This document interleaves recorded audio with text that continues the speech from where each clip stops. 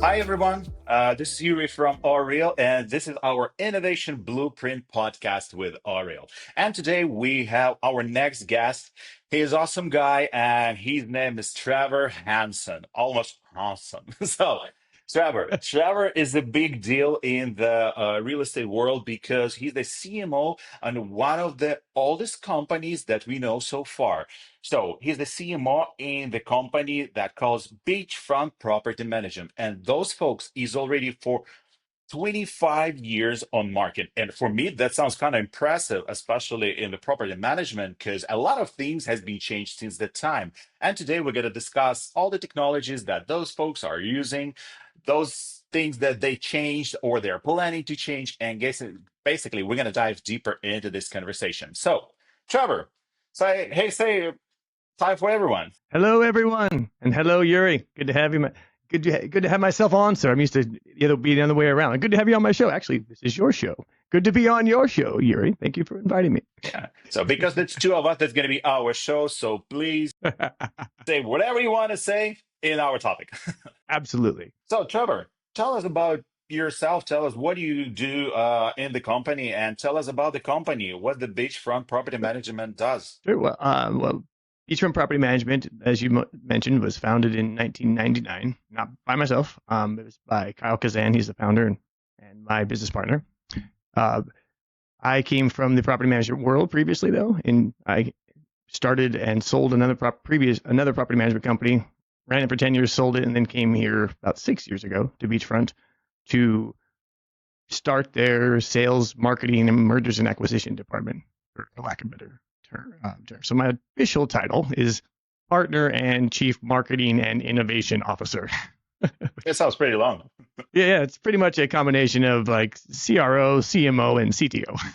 the revenue office, really. We just try to all new technology and all new ways to sell and optimize and service our customers. I mean, our mission statement is making life better through property management. It's that simple. How do we do that? We try to find the most innovative ways on both sides of the industry, which is the resident side and owner side, apartment owner side. And how do we do that? How do we make it easier for everyone, including ourselves, to manage in maybe the hardest state to manage property in and own property in, which is California. A close second might be New York, maybe New York City, but California as a state is getting more difficult and more difficult each seemingly month with the new regulations and such. So the innovation is always around how do we stay ahead of that, and how do we stay compliant? How do we keep our customers, our residents, which are our residents, that's one customer, happy, and also our other customer, the apartment owners, happy. And these regulations have been kind of making a big division. It's kind of making landlords against clients. So we're always trying to back to the center. What's our mission statement? Making life better for both sides. So we're kind of the mediator between what California seems to be against landlords with all these laws, and tenants are just like, we just want to live here and not have to like do all this stuff. Like, well, law says you have to do all this stuff, so we all kind of need to come together and find a good way so that you're getting what you need, and we're providing habitable, clean, non-slumlord housing. We're real big on. We don't deal with slumlords. Let's put it that way. we have bilateral contracts month to month, and we will let clients go if they're like, I'm not gonna fix that. Well, you have to, or someone's gonna get sick, or someone's gonna get jailed, or least case in court. So like I said, my job is to make sure customers' satisfaction is high, NPS, Net Promoter Score is high. I'm checking on that on my side. My team is like the skunk works of the company as well. We're always testing new software as it comes out. We were on ChatGPT 3.5 the day after. I think it was December 1st. It launched November of 20 something, in November 29th of, year was that, 23? 22. 23, I think. It's only been a year. We were on it the next day. So, and experimenting with natural language AI with different types of video and effects in production, and how can we provide more value for I mean, really less people and time. So basically, you guys trying to stay on the pinnacle of spare by using the newest technologies in this world. Correct. And property management has historically been one of the last movers in the tech market. And we talk about PropTech and such like that. It seemed to, a lot of property management companies seem to miss the boat on what that means. Like, we're in properties and there's tech involved and there's a whole movement called PropTech around it. So the companies are actually winding up to serve us faster than they are implementing. And then we're able to sell it to our owners because we have a very big disparagement, at least here, in the old guard of ownership and then the new generation coming in of ownership of apartment buildings. So you have So everybody retiring and sometimes passing away, handing over buildings and trusts to their children, and they have a higher expectation of like, where's the tech here? what exactly you guys do to make them happy, like both generations? What's your secret? I mean, 25 years on market, that's not a joke. Communication, number one. The biggest reason we will take portfolios from other companies, one, what's the big pain point you have? It's like, and they'll always think for a while. 95% of the time, it's, you know what, they just didn't get back to me fast enough, or they took too long, or I just didn't feel like they understood what I was looking for, or they wouldn't call my tenants back, or they didn't lease it. All of it, all communication, all comes down to communication, which is easily solvable with the right tools in a sense, I mean, conceptually. I mean, it's literally just picking up the phone and calling people back. A lot of people don't. Communication, that's the key. And I totally agree about that. But I mean, 25 years, I'm pretty sure that some technology has been changed since the beginning of that time. And how do you see that technology shaping the future of property management, particularly for the companies like Beachfront? Well, so back to the communication. With PropTech with the AI came natural language AI, which was the ability, and as I sit here, it's getting better and better as we go along, to where it's now able to respond to tenant request or resident requests to in a reasonable way. It has a natural language that if you called on a lease up of a new apartment building, and that's just a flood of calls, you bring a new apartment into a market and say it's now for a lease, you'll get 100 calls a day. You can't staff that. It's really hard. I mean, it's really hard and expensive, really expensive, especially in California to staff that. Or you offshore it, and then you have like a 30% conversion rate detraction because people are like, who am I? Is this somebody like in wherever? You know, there's a I don't want to say prejudice against that, but there's a stigma against that for renters when they know they're at a call center. So what do you do? Well, one of the first things that we've been looking at and exploring and watching it get better and better is the natural language AI processing, voice processing. So when you pick up the phone, it's like, hello, this is Sandy. How may I help you? And you're not going to know it's AI. And most people don't. Yeah, I actually want to talk about the AI a little bit later because, like, right now, that's like the pinnacle of the technology AI, and Mm-hmm. everybody's talking about this around. And however, under all this AI, that's a lot of technologies that you guys have to use. I mean, day to day, on daily basis, like it's like your routine. A routine basis. Oh, that's yeah. To me, that's the boring stuff, right? Okay, yeah. Your property management system, PMS, which is the core. What exactly you guys use and how you manage to use it, like within the time? Did you change from one program to another one, or you just adjusted for yourself, for your needs, and made it kind of custom, or how that part works for you? The so there's a ton of different property management software out there, and it depends on the size of your company. We manage just over 12,500 units, and so that requires a enterprise level PMS system, property management system. And we've been on that. We've been with Yardi from the beginning, from the get go. And here's where everybody rolls their eyes, like, oh God, this guy's talking about Yardi. Really? He's being innovative. Everybody's That's talking not about innovative. Yurii.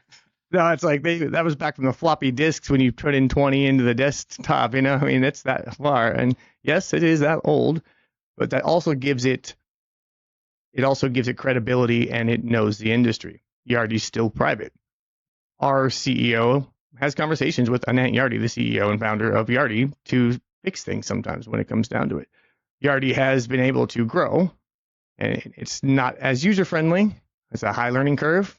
However, when it comes to sophisticated clients, accounting, um, regulated accounting for private equity firms that are regulated by the Fed, you have to have you have to be able to make custom reports and put stuff out with details that no other software that we've tested can do yet, even at the enterprise level. I mean, at my other property management company, we used Buildium. We started as a startup with Buildium. Buildium doesn't exist any longer. I believe it's part of RealPage. I think Buildium was bought by RealPage. AppFolio was Buildium's competitor. That's That's another big name. another big name. It's not big enough though. We tried here, and AppFolio is going to hear this. I'm out there. We made a big push to try to compare apples to apples, and they couldn't run affordable housing, and we have a big affordable housing arm. They couldn't do CAMs, common area reconciliation, which are CAM charges for commercial. They didn't. There was a manual process there. They could not automatically bill for ratio utility billing systems like RUBS, and those are all institutional level bottom line strategies that you would have to manually do now with AppFolio. At the time when we were looking at it, we're not trying to go backwards. And so they integrate, and Yardi has modules. So they have the database of Yardi 7, and then there's all these different things that plug into it. That's how they kept themselves relevant. So basically, you have some challenges while scaling beachfront, right? Of course. What was the biggest challenge? The biggest challenge was it's scaling. So when I came on board, we were at a glass ceiling beachfront. We were at 6,500 units. That was in the end of 2018. I started like December 2018. My partner here. We've since doubled and got past but it took them 20 years to get to that amount. It took us 5 to get to double the next amount. The secret was, how do you operate your company, right? How do you organize it? And so we implemented something called EOS, which is entrepreneurial operating system. It's not a software; it's a way, a cadence of doing business. Gino Wickman was the founder of EOS worldwide. And if you look it up, the book's called Traction by Gino Wickman, and there's a whole set of books after that. I mean, you could think of it as like Six Sigma or Rockefeller Habits and all that. He took all the stuff that was cool from all of those things and made one easy to roll out kind of way of doing it, things and cadences. So every week there's a level 10 meeting. Every month, every quarter, there's your quarterly meeting with your leadership team, and then your departments, and then your department heads have their own. It goes all the way down, cascades down. And once a quarter meeting with your whole company. It's just all communication, right? Back to communication. Yeah, we're back to communication. Everything. Yeah, how do you cascade it? Changes out to 475 employees in like a week and train all that? How does that get down to the person that's out in 100 miles away on the property you manage? And how do they get trained?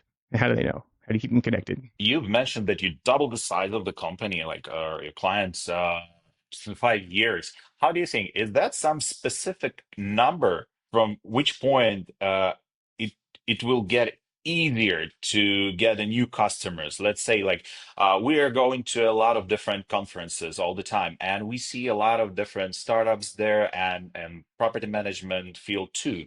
And they're just the startups. They say, okay, we're managing just a couple buildings. And how do you think? Where's the hardest part to make this jump higher? Is that in the beginning, or of the way of the path, or let's say you need to reach some point and stuck there, and you need to create something new? I don't know, something that will help you to stand out from the crowd, from the competitors, and be different. So, do you think that point exists? The startup is, I mean, just from my experience, I can only speak for me. The startup from dust, no funding, and you know somebody who's got maybe 2 apartment buildings that you can maybe convince as a favor to let you manage them for free for a couple months to show that your business plan is going to work. That's what we did in 2007 when we started a previous property management company.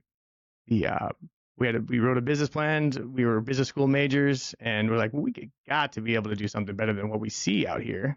And so we wrote it, brought it to a broker, and for the next 2.5 years through the Great Recession, 3 years, 2007, 8, 9, Why we decided to start it then, it was a side business, and then we all got fired because of the recession, and it became a full-on business. And we just burned the boats and said, you know what, this is going to work. We're making this work.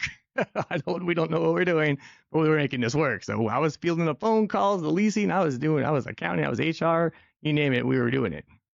And that was hard. I would not recommend that. Wouldn't wish that upon my worst enemy. If you do have an ability to start with, let's say, 500 units is a good like starting size. But how do you convince someone who has 500 units and you've never ran a property management company before, or don't have any property management experience, to And have you there's no manage their 500 silver unit bullet with portfolio? it. No, right? You have to do that work because property management is very people. All we have is people, and I'm, we don't have cost of goods sold, right? We don't have depreciation assets. so in this case, like when you're growing, like automation help you to cut some costs and make the life of your employees much easier. What do you guys use for automation, and what do you think that automation, yeah, like how do you think the automation will help to manage like specifically multifamily properties? Yeah, there's so much of it out there, and you can create your own as well with like Power BI and Zapier and things like that. It just depends on how tech savvy you are and how creative you can get. There's a lot of property management is a lot of blocking and tackling, like collecting the check, entering the check, reconciling the checks in the bank accounts, sending the owner reports. All that can be automated, right? So instead of real checks, you can have them have ACH payments, not new tech. That's a long time ago. But we take over properties all the time where the owner is still going around knocking on doors, picking up checks and and picking up the orders from his laundry machine. You're talking about like I've done this like a couple days ago, so I know. You see what I mean? Yes. And they're just like, well, then how are they going to make them pay? I'm like, well, it's a contract and it says they must pay on this day. And if they don't, they get a notice. Very simple. Play by the rules. Everybody does. All right. Let's say you live in the perfect world and you can develop any application that will make your life easier, that will help you to manage the properties. What do you think that's going to be? What would you create? I would create something that would allow us to replace the fractionally involved employees or fractionally involved team members. Because there's properties in California that you only need a manager there 1 or 2 hours a day, a week maybe, because it's a 16 unit, but by law you have to have somebody there. Mhm. And you can imagine what the customer service is like when the manager's there 2 hours a week and has a full-time job somewhere else and can't really get involved as more of a resident than they are a manager. But the law says they have to be there. So we're in a spot, they're in a spot, everyone's in a spot. It's bad for everybody. But you need to have that person. Law says so. So they have to come to them with the first, and we have to put them on payroll and all this have to by law. What if you don't have to? And what if that person's just there, a person there for emergencies only, and something happens, but everything else can be answered, or let's not even say everything else. Let's say 75% of all questions coming from residents could be answered by something that was intelligent that would actually answer the questions. Now, we're not talking chatbot. We're not talking like frequently asked questions. They can go right from the phone. And what if that thing could be called, texted, or emailed at any time of the day, and they could get their answers, and it was a human, or at least sounded like one.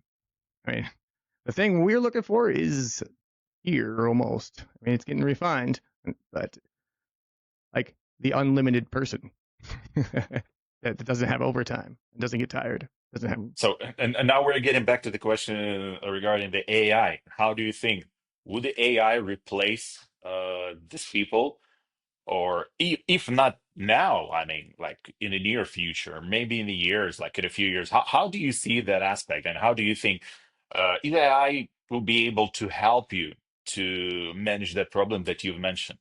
But it's a problem even for the person who we're employing because they can't work full time, right? But so we're not actually going to be replacing people. We're just going to give them more ability to. You need to be there because California law says that, and I don't imagine any laws going away in California. All we do is add laws here.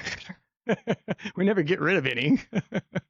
So they're just going to make it be 2 people or something. I'm not sure. I'm not. If I didn't live here and grow up here in California, I'd say stay away. Don't invest here. It's a nightmare. We know how to walk the spider webs and landmines. But being able to, if a tenant's calling somebody or an emailing somebody and they're not getting a response by anyone because the manager only works a couple hours a week, that's bad for the tenant, right? That's not good customer service. And then the manager is getting beat on their door in the middle of the night. Hey, you never answer my email from 2 days ago. Well, I don't start shipped until tomorrow. That's bad for the manager. I mean, that's not a good quality of life, right? So in the middle, so what it does is both sides lose. So how do we come up with a win-win? Well, you put something in place that can intelligently answer those questions, like when's my lease coming due, or how do I renew my lease, or how do I have a drippy faucet? Can I schedule a work order now, or and things simple stuff, not the heavy stuff. Emergency stuff goes to the manager. Things that actually need human intervention, because that's what the AI would do. Emergencies straight to the real life maintenance people and such. But all the ticky-tack stuff, the stuff that just annoys everyone to answer, but needs to be answered, is where this comes in. So, and what do you think? When it will be possible to close this question by using AI? Is it a year, 5 year, 10 years? Because right now I see that people put a lot of hope on AI, like in the near future. But I'm not really sure that that's going to cover all that aspects that you've mentioned it pretty soon. But what do you think when it will? I think AI is coming much faster than most of us even believe. It's going to hit us like COVID, and we're going to be like, oh crap, we are actually now working for it. We've all seen Terminator 2. Yeah, yeah, and not just two. Yeah, right. Exactly. There's a whole bunch of that stuff, like Space Odyssey 2001, right? HAL, that's that stuff, and it's where they call, a lot of people call it the singularity or whatever, these different things. We start getting esoteric or altruistic or whatever, conspiratorial.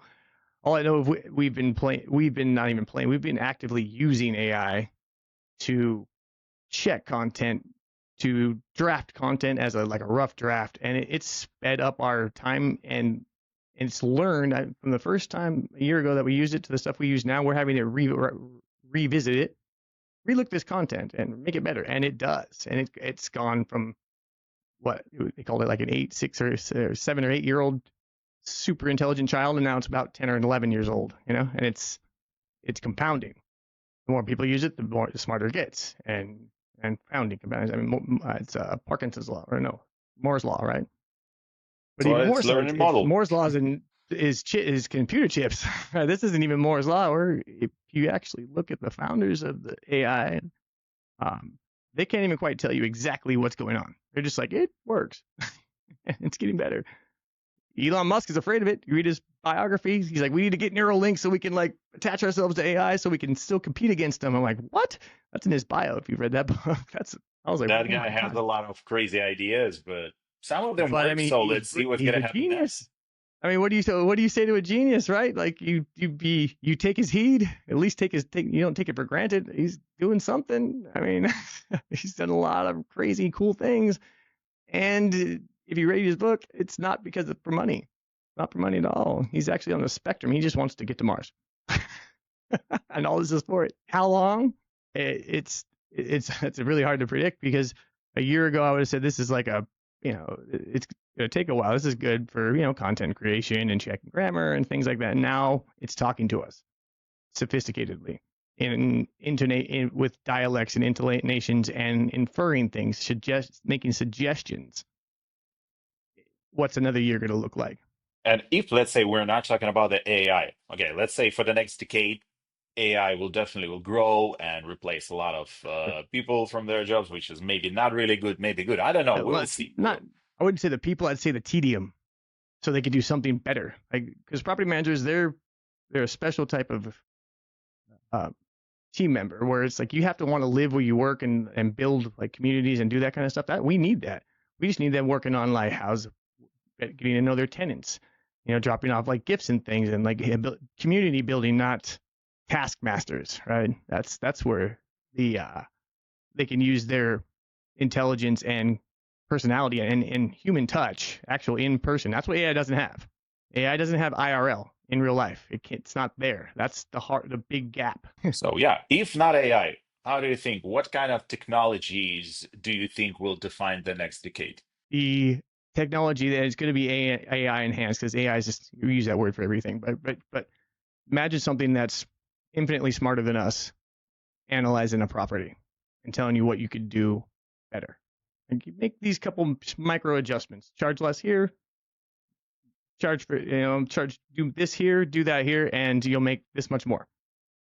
That's a big thing changer. That's a big game changer right now, because that's all manual right now. There's spreadsheets we have analysts for these kinds of things. Big real estate investment trusts have massive research think tanks that look into forecasts and all those types of things.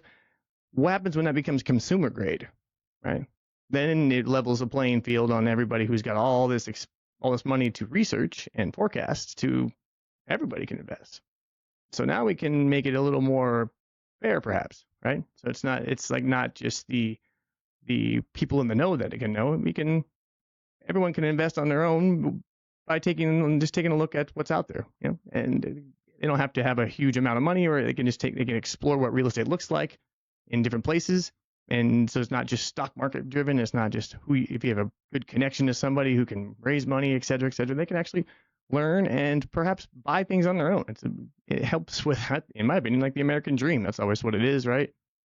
Come here, no money, grind it out, make some money, buy the house, get your family, you can refi the house and put some investment money. That's what everybody's done and has ever made any money. Rockefeller, Carnegie, all those guys, steel, oil, everything ended up with real estate. That sounds like a plan already. The biggest plan is staying absolutely vigilant, because things change or changing at like breakneck speeds. I mean, we had GPT, that was the first iteration. Now we have Anthropic, Perplexity. We have Microsoft's version. I can't remember what it is. It used to be Cortana, but now it's not. And you have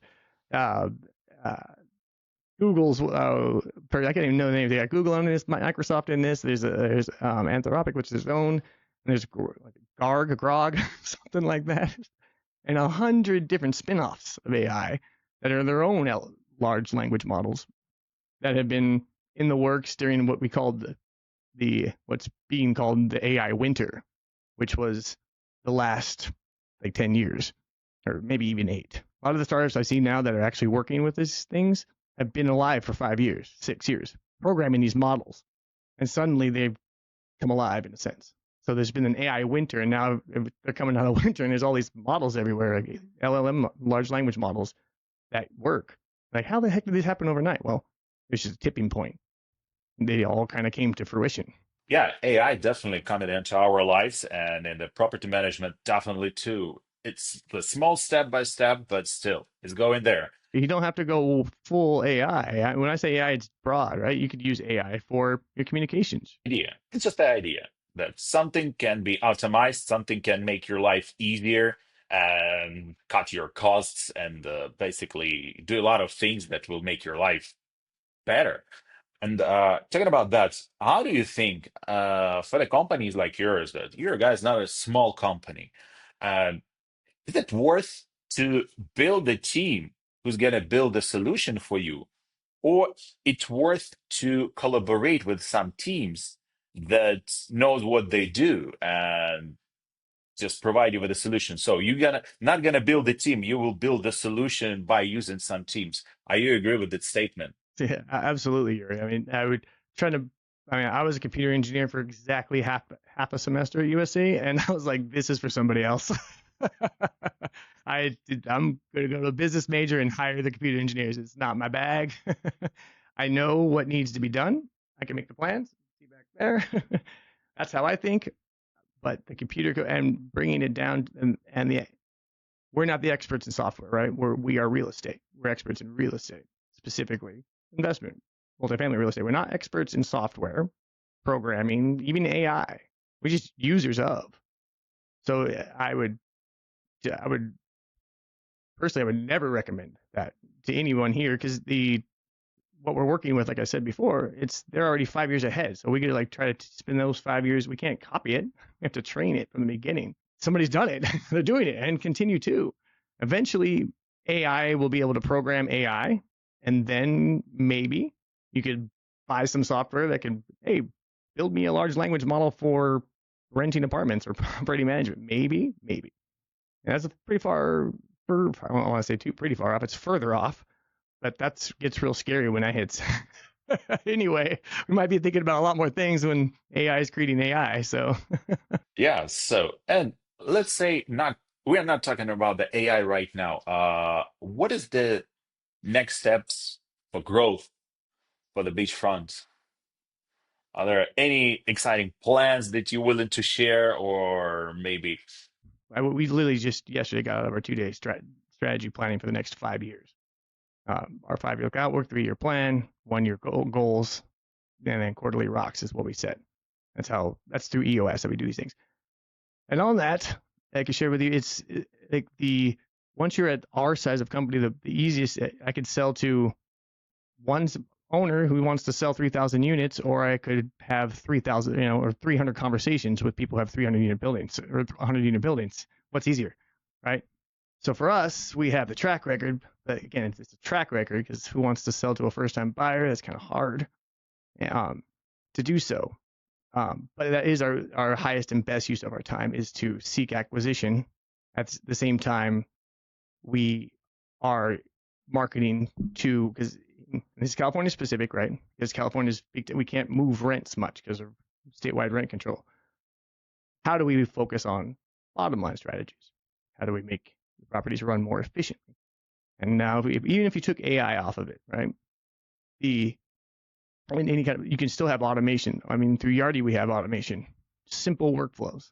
When a work order from a maintenance request from a tenant is closed out, tenant automatically gets an email sent with a survey. How was our job? Simple things, feedback, right? It's just Yeah. that communication. That changes. I mean, we just did this like a year ago because it just wasn't ready in a sense. Like sometimes things just take. You see things that are like tech companies, like, well, that happens with everything you buy online anywhere. Well, not exactly in property management, always. Because there's a lot of ways it's got to go all the way down. What are you going to do with all of it when it comes in? How's it aggregate? Who gets back to them? Et cetera, et cetera. So it's simple little things like that. You can just tick off the to-do list, automation, right? On move-in, after someone moves in, and the trigger is moved in inside Yardi software. Build a workflow through Power BI or through Ask Yardi to do it in Rent Cafe. They do it as an option already in there. Send an email. How was your moving experience? An NPS score 1 through 10. That's it. One question. Net promoter score. Right? And when they move out, same thing. Those three things. Those just have increased our visibility into how we can make things work better. Another is talking to your clients. Right. Back to the communication. How do you automate your communication? Well, there's something to be said for an email that goes out once a quarter from just even your company. It doesn't have to be from anybody. It's from the beachfront management team. How is everything going? Because how are you going to remember to send 425 clients at their quarter, at their 3 month anniversary, that kind of, so that's just automation. It's all there, but it has to be thought out, right? And it can't sound impersonal, but it changes it so much when somebody can be like, you know what, we need to talk because things aren't, and then that comes right to me. I get that response. I don't see it go out, but I see it come in, and that's important. Phone call is, I got a call today, just from something like that. And that allows us to get in front. This property management is very reactive. Everything's reactive. We're the complaint department. It's hard not to be. But how do you put things in place that could be actually proactive? And that's what we found.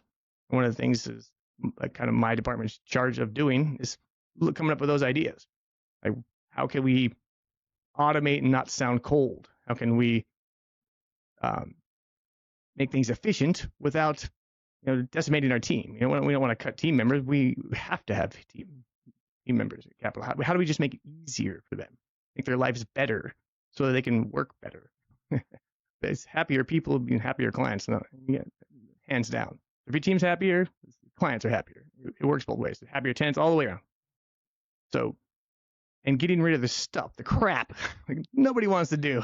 Nobody wants to answer those work order emails that are like, when's my lease due, and look up all that stuff, and it's there on your desk. You look it up yourself, but that's the thought. So what if you could just get rid of all the crap and have people focus on what they love? That's kind of the theory between automation and then eventually AI, right? AI is just intelligent automation in a sense. AI is just a tool. Just a tool. It's just a tool that can do things like multiple things at once instead of like trigger the if then statements. If this, then this. If this, then this. It's not binary or lateral. It's if this, then what, how, and when. So, summarize our small conversation that I can say that you think that AI will be the next step of the property management. I think it's the next big one. I believe the first one was what we saw when PMS systems, property management systems, went to the cloud. That was kind of the first big step. That was back in 07, 06 with Buildium and Appfolio. As up to that point, everything was on desktops. And once it got to the cloud, it allowed for tenants to log in to pay their rent, to ACH owners to log in to see their financials. So it took like a big chunk of the manual work out of it. I mean, you can go back to like faxing an email, but that's way back, right? Right. But like we don't take checks. We do not take any paper checks here. Zero for any tenants. We have 30,000 something souls in under our charge here, and zero checks, paper checks. They have to do it either by ACH through their portals, or if they are hired on a cash basis, through something called walk-in payment systems and a little card. They go to a Walmart or 7-Eleven and pay there. All of it automatically shows up in the bank account and is accounted for automatically. That's Yardi. All that automation is there. Like everything we've seen with banks, right? That's how we started it. Like in 07, we're like, I can log into my stinking bank account and move some money around and see how much money I have there and, see my statements. Why can't that happen in property management? It's similar because we hold property, we hold money, we have reports, we have monthly statements. That was the why then. So this now is like, all right, again, property management's slow. So 20 years later, almost, our next big revolution here is being able to accurately and legally, because you can't violate fair housing laws. You got national fair housing laws. You got statewide fair housing laws. You have discrimination laws. There's ADA laws. There's a lot of things. But to be able to walk through that and still answer correctly, give the people what they want, give residents what they want, give owners what they need, property management company what they're trying to do, which is harmony. We're just trying to keep everybody cool and make a good place to live. That's the next equalizer. It's like, because there's so much. I mean, if every resident had one question a week, that's 30,000 questions a week for less than 400 people in staff, or 425 people in staff. That's a lot of. And let me tell you, in COVID, they had questions. And so in COVID, we learned some lessons like, man, we need something to deal with this. Inbox is crazy and everyone's got a really important question.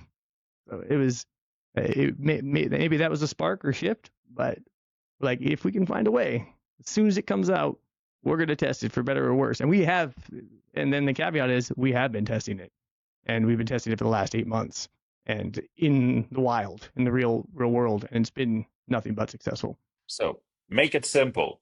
There's a two case. That's communication and technology. If we're talking about technology, there's automation. Is that correct? But they're not separate. They're not independent variables. Communication augmented with, or let's say augmented communication, right? Like, how can we communicate better? So that was the question. How can we respond faster? Right? How can we get back to emails quicker with the right info? How do we do that? That was a big question we asked 15 years ago. How do we do same day response? How can we have someone answering the phone all the time? It's not a call center that doesn't know what they're talking about. It's outsourced. That's what that's what happens when you get up the phone. We have after hours call center because we have to. Someone needs to talk to somebody, but that person on the other line is like, we don't know where and what they're doing, and they're not part of us. They're outsourced, and if they get it right, we're lucky. and replace that with something who actually knows what they're doing. Anything. See, they're just routing calls. That's all they're doing. So now you got someone who's actually never going to get angry. AI, or even if it's automation. Okay, press 1 for this, press 2 for that, press 3 for that. That's the automation side. I don't need to even see that sometimes. After that, customer is going to get angry. I know a lot of people who doesn't want to press it. If you press 2 and you go to a voicemail, you might as well just had a busy signal. It would be better. Optimizing even coming down to how you sort the simple automation, like rules inside your Outlook calendar. inside your Outlook, setting up like if this is says urgent or comes from an address or is an address of some sort, or a tenant has the word request or emergency. You have those filters just even in your inbox just to help filter out the noise that comes through, because we really want to be able to help the priority items first. I mean, if someone's unit's flooding, it's different than someone's got a squeaky hinge. But you have 200 emails in an inbox that all say emergency, So that's simple automation, as you know, and that's been around since Outlook came out. Do people use it? We do, but I would venture to guess in the places I've seen, they're like, I still get it. What is that? I ask you to set up a rule in Outlook. Like, what's that? Like, Outlook's been around for, you're the expert. How long has Outlook been around? 25 years the company, and on your position, that's 15 years already. Yeah. And that's the reason why I invite you here, because we're pretty sure that you know what are you guys talking about. And the last question that I want to ask, if our listeners will decide to contact you or learn more about your company and the services that you provide, where they can do that. Happy to talk about anything related to this subject. You see, I get all jazzed up and kind of ramped up about investment properties and tech. Reach me out. My email is best because my executive assistant will get it. That's another way to help with communication, is actually put a live person on your inbox that's just dedicated to that. My name, Trevor, Trevor, and then it's at bfpminc.com. That's B as in Bravo, F as in Frank, E as in Paul, M as in Mary, I as in Iowa, N as in Nancy, C as in Charlie.com. And I will get back to you. I'm really good at having the signal through the noise, because I have rules and I have an executive assistant, because 300 emails a day is, how do you find the signal through the noise? Well, we'll find you. Put in the subject line, I saw you on Yuri's podcast. Yeah, that would be great. So, and after that, you're gonna get, like if you use the promo code, you're gonna get a 10% discount or something like that. So. Exactly, right? I'm happy to talk to other property management companies. I've spoken with people in the West Coast or East Coast and different things. Sometimes it's a huge company that just grew up around a broker, and the broker was doing things in Excel or QuickBooks, which is actually worse than Excel sometimes. I've seen handwritten ledgers we've taken over. They're still there.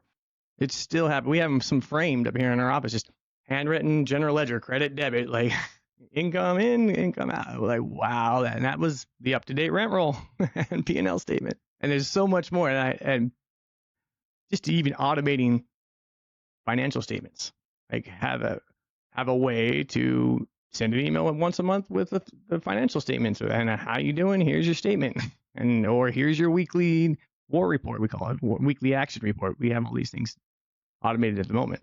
Here's what happened with your property this week.